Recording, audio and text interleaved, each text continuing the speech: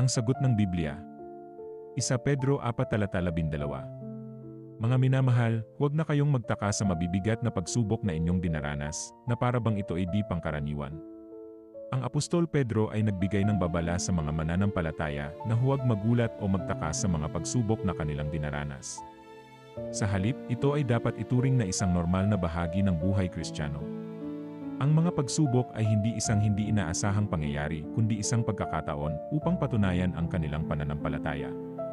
Ang mga pagsubok ay hindi lamang para sa layuning magdulot ng sakit o hirap.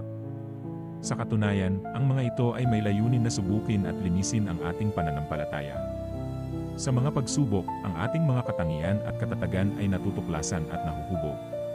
Ang mga pagsubok at paghihirap ay hindi dapat ituring na mga parusa mula sa Diyos.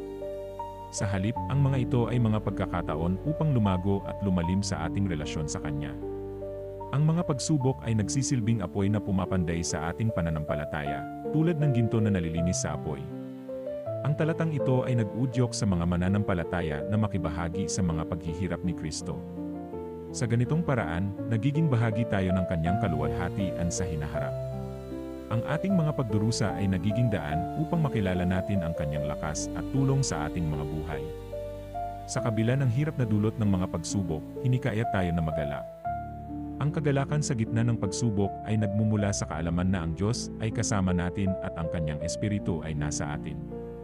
Ang mga pagsubok ay nagbibigay ng pagkakataon upang ipakita ang ating pananampalataya at pagtitiwala sa Kanya.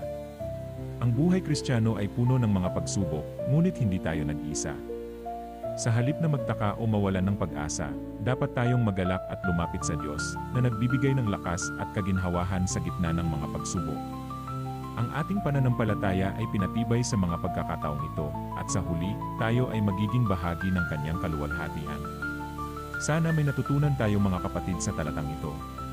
Patnubayan nawa tayo ng Diyos sa aral na ito.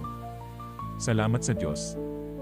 Maraming salamat sa pakikinig mga kapatid, paki-follow and share po mga kapatid para sa ating kapwa. Salamat po.